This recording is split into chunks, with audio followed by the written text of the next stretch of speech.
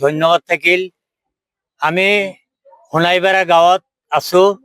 যিহেতু যোৱা ইংৰাজী 10/1/26 তাৰিখে দিন গৈ ৰাতি অনুমান 9:30 পৰা 10টামান বজাত জিয়াউৰ ৰহমান নামৰ ল'ৰাজনক কোনোবা মানুহে ঘৰৰ পৰা মাতি লৈ যায়।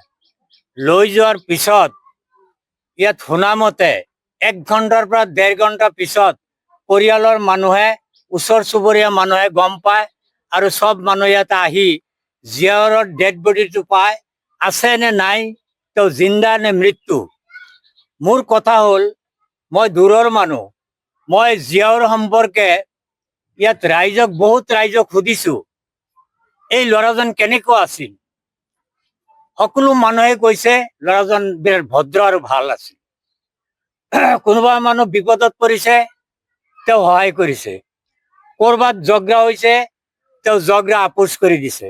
গতিকে মই এই জিয়াউৰ ৰহমানৰ তদন্তৰ বাবে, ন্যায় তদন্তৰ বাবে নগাঁও জিলাৰ SP ডাঙৰীয়া তথা জুৰিয়া থানাৰ OC ডাঙৰীয়া, লগতে দোৱাগাঁও আৰক্ষী চকীৰ ইনচাৰ্জ ডাঙৰীয়াক মই বিনম্ৰতাৰে অনুৰোধ জনাইছো যে এটা নিৰীহ পৰিয়াল, মাত্ৰ জিয়াউৰ ৰহমানৰ এজন ল'ৰা সন্তান, সেই ল'ৰাজন এইজন ল'ৰা, এনেকুৱা মানুহক যিসকলে হত্যা কৰিছে, পুলিচ বন্ধুসকলে ন্যায় বিচাৰৰ কাৰণে তদন্ত কৰি সেই দুয়োসকলক ওলাই তেওঁলোকক আদালতত হাজিৰ কৰিব লাগে। আৰু আদালতে যাতে ন্যায় বিচাৰ কৰে আৰু এই পৰিয়ালটোৰ নিশ্চয় ন্যায় বিচাৰ পালে আত্মাৰ সন্তুষ্টি হ'ব, আত্মাই শান্তি লাভ কৰিব।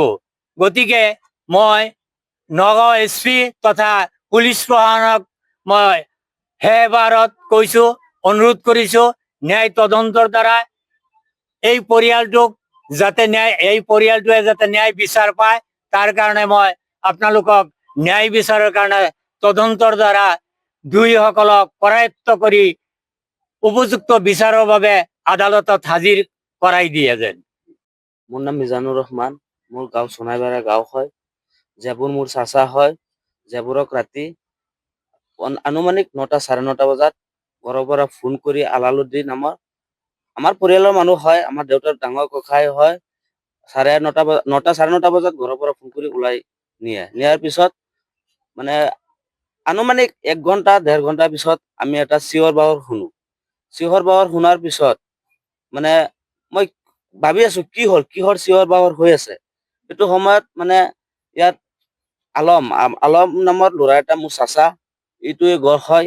সি মানে ৰাস্তাত আহিছে। ৰাস্তাত অহাৰ পিছত আহি পালে আফাজ নামৰ আৰু জমিৰ নামৰ 2টা মানুহ পাইছে। পোৱাৰ পিছত আফাজক সুধিলে, আফাজ ভাই ইয়াত কি হ'ল?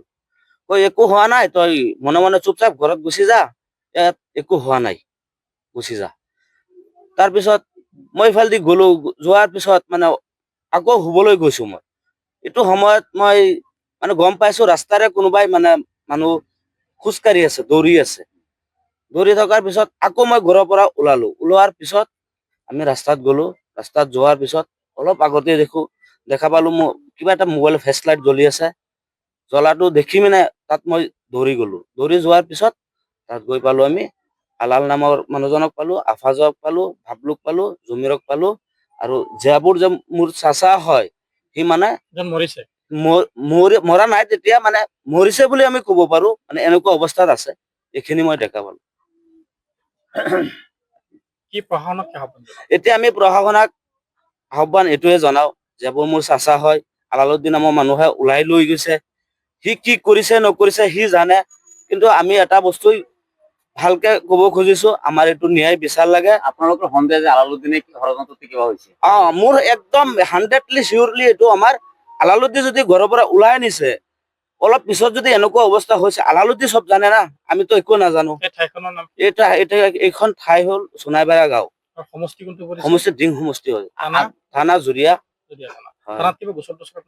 থানাত গোচৰ এটা দিছিলো। মানে কি গোচৰ দিছো মানে, মই মোৰ চাচাখনৰ ইমান অৱস্থা বেয়া, মানে মই গৈছিলো হস্পিতালত নগাঁৱৰ পৰা নগাঁও নিব দিছে, নগাঁও ৰখা নাই, নগাঁৱৰ পৰা গুৱাহাটীলৈকে লৈ গৈছো মই। এটা যেনে তেনে কিবা এটা গোচৰ দিছিলো, এইটো মোৰ কিবা হ'বও পাৰে চাগে। পুলিচ আহিছিলে, পুলিচ আহিছিলে, পুলিচ আহি কাৰোবাক আটক কৰিব পাৰিছে? আজি 3 দিন হ'ল, এতিয়ালৈকে আজি নাই, আজি 4-5 দিন হ'ল, এতিয়ালৈকে কাৰোবাক আটক কৰা নাই। সেইটোৱে আমাৰ প্ৰশাসনৰ ওচৰত, এইটোৱে আমাৰ প্ৰাৰ্থনা, এইটো আমাৰ ন্যায় বিচাৰ লাগে। কেনেকে কাক ধৰিলে কি হ'ব, এইটো আমাৰ প্ৰশাসনৰ লোকে কৰক, এইটো আমাৰ উচিত তদন্ত লাগে। শনিবাৰ দিনা ৰাতি 10:30 বজাত মানত চিঞৰ বাও শুনি পেলাই মই ঘৰৰ পৰা বাহিৰত ওলোৱাৰ পিছত বাহিৰত পাওঁ আফাজুদ্দিন, আলালুদ্দিন, সিহঁতৰ বাইক ককাই কেইটাক পোৱাৰ সময়ত মই তাক সুধিলো যে কি হ'ল। সিহঁতে মোক নকয়, হাল্লা নকৰিব, একো নহয়, তই ঘৰত যা, মনে মনে থাক, এনেকুৱা কৈছে মোক। কৈ পেলাই মোক পিছফালে খেদি দিছে, মানে ঘৰৰ ফালে যাবলৈ কৈছে। পিছত মই পিছফালে যাবলৈ চেষ্টা কৰো, আন্ধাৰৰ পোহৰত মানে মোক সিহঁতে দেখা নাপায়। এনেকুৱা অৱস্থাত গৈ পেলাই মই দৌৰি অকমান যাওঁ, মানে পাছফালে গৈ আছো। যোৱাৰ সময়ত পিছত তাত মানে গৈ পেলাই পালো যে মোৰ বাই জিয়াবুৰ ৰহমান তাত ডেড বডি নিচিনা পৰি আছে, মাত চাত একো নাই। পিছত তাত লৈ পেলাই হস্পিতালত যাওঁ। দগাঁৱত গ'লো, দগাঁৱৰ পৰা ৰেফাৰ দিছে নগাঁৱৰ পৰা এদিন ৰাখিলো, পিছত ৰেফাৰ দিলে গুৱাহাটীত গৈ পেলাই ৰাখিলো। পিছত আজি ৰাতি ঘৰত আনিলো, মৃত্যু অৱস্থাত তাক মানে পালো। ঠিক আছে।